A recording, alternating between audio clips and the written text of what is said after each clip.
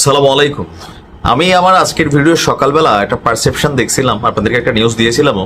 এর পাশাপাশি কিন্তু কিছু খবর দিয়েছিলাম যে আমেরিকার এই যে হামলাটা, এই হামলাতে বেসিক্যালি ইরানের কতটুকু ক্ষতিগ্রস্ত হয়েছে। এখন আমরা যতটা ইরানের হালকা মানে আমাদের কুমিল্লার ভাষায় বোধাই ভাবছিলাম, ইরান কিন্তু ততটা না। আপনি দেখেন একদম মানে তথ্য প্রমাণ সহ যে আমেরিকা এই হামলাটা চালাতে গিয়ে কয়েক বিলিয়ন ডলার যে খরচ করলো শুধুমাত্র ইজ্জতের জন্য, মানে থাকে না মোরল বইলা ফেলছে মুখ দিয়া না বললে এটা কেমনে এখন একটা এলাকার মধ্যে ভাবসাব নষ্ট হয়ে যাবে, ওই আর কি। দর্শক, আমাদের যে তিনটি ইরানের যে পারমাণবিক স্থাপনাগুলোতে অভিযান চালিয়েছিল বা বোমা হামলা চালিয়েছিল আমেরিকা, এর মধ্যে খুবই গুরুত্বপূর্ণ আমি বলছিলাম যে বি ক্যাটাগরির, বাট বি এর মধ্যে যদি আমরা ধরি B1, B2, B3, এর মধ্যে ছিল ফোর্দো নিয়ে আমি এর আগেও আপনাদেরকে কথা বলছিলাম।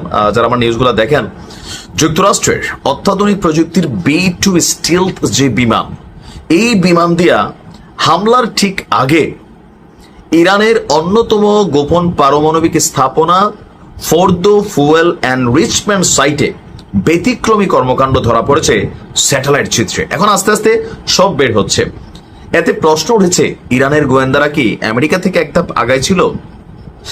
যুক্তরাষ্ট্র ভিত্তিক উপগ্রহ চিত্র সংস্থা ম্যাক্সার তারা বলছে গত 19 এবং 20 জুন উচ্চমানের স্যাটেলাইট ছবি তুলেছে, যেখানে ফোর্দো এলাকার প্রবেশপথ এবং টানেল সংলগ্ন এলাকায় অস্বাভাবিক যান চলাচলের প্রমাণ পাওয়া গেছে। মানে নর্মালি এখানে ওই যে বলছে ভাই দেখেন আমেরিকা কিভাবে নজরদারি করে, এখানে একটা মশা ঢুকলেও এরা স্যাটেলাইট দিয়ে কিন্তু নজরদারি করে।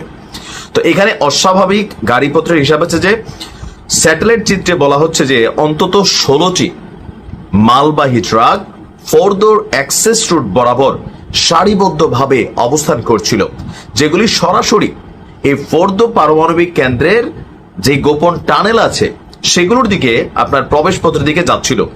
কিছুক্ষণের মধ্যেই বেশিরভাগ ট্রাক প্রবেশপথ থেকে প্রায় 1 কিলোমিটার উত্তর পশ্চিমে সরিয়ে নেওয়া হয়।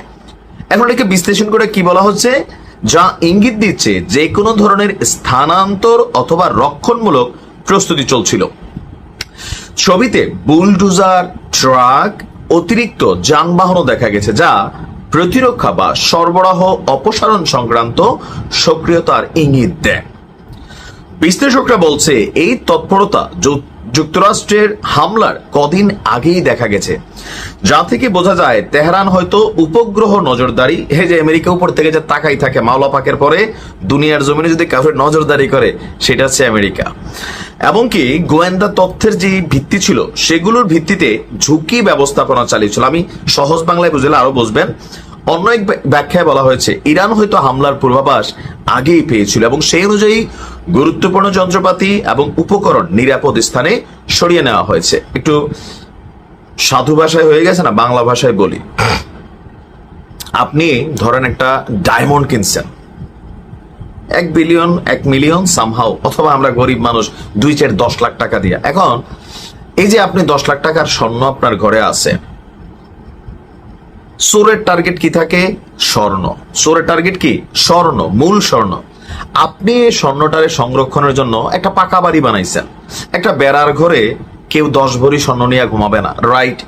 যখন আপনার কাছে এই স্বর্ণটা থাকবে, আপনি নিজে জানেন স্বর্ণ দামি জিনিস, সো আমার একটা টিন শেড পাকা বিল্ডিং হলেও লাগবে, নাম্বার 1। নাম্বার 2, টিন শেড পাকা বিল্ডিং এর মধ্যে আপনি কি এরকম পলিথিনে প্যাচ দিয়া স্বর্ণটা নর্মাল ড্রেসিং টেবিলের ড্রয়ারে অথবা এমনি ফালাই রাখবেন না। আপনি করবেন কি, মিনিমাম লেভেল একটা আলমিরা কিনবেন, রাইট?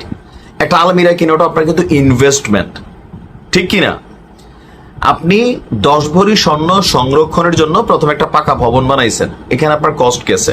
নাম্বার 2 হচ্ছে আপনি একটা আলমিরা কিনছেন, কস্ট গেছে। মেইন রিজন কি? চোর ডাকাই তাইলে যেন স্বর্ণ রূপাটি নিতে না পারে, রাইট? ইরানের এই পারমাণবিক স্থাপনাগুলো এক জিনিস, আবার বুঝতে পারছি স্থাপনাগুলো ধরেন সে টিন শেড ঘর, হ্যাঁ।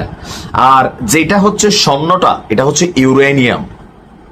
ইভেন এগুলোর সাথে কানেক্টেড ডাটা, তথ্য, গবেষণার যে কাগজপত্র, ডেটাবেস, প্লাস ওইখানে থাকা ইউরেনিয়ামের যে মজুতাগার ছিল, অথবা ইরান তলে তলে যতদূর আগাইছিল তারা বুঝতে পারতেছিল এখানে যে কোনো সময় একটা অভিযান করবে। সো হোয়াটস নেক্সট হচ্ছে prevention is better than cure.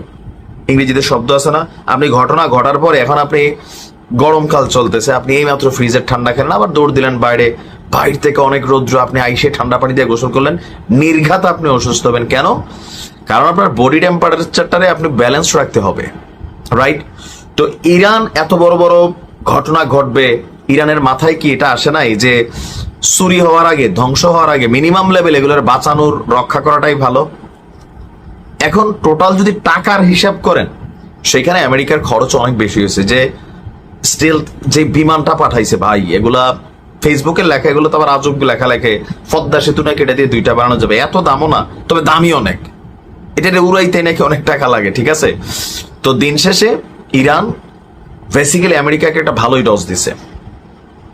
এখন একটাটা বাইরেছে, ইরান বলছে ওই রকম কোনো ক্ষয়ক্ষতি হয় নাই। আমরা ভাবছিলাম যে চাপা চোপা মারে, মাইর খাইয়া হয়তো চাপা আওয়াজ থাকে না যে মাইর খাইছে, এখন ইজ্জতের জন্য ইরান বলতেছে। কিন্তু এখন এই যে তথ্যগুলা কারা দিছে, আমেরিকার সাইড থেকে আসছে। আল্লাহ ইরানকে হেফাজত করুন। ভালো থাকুন। আসসালামু আলাইকুম।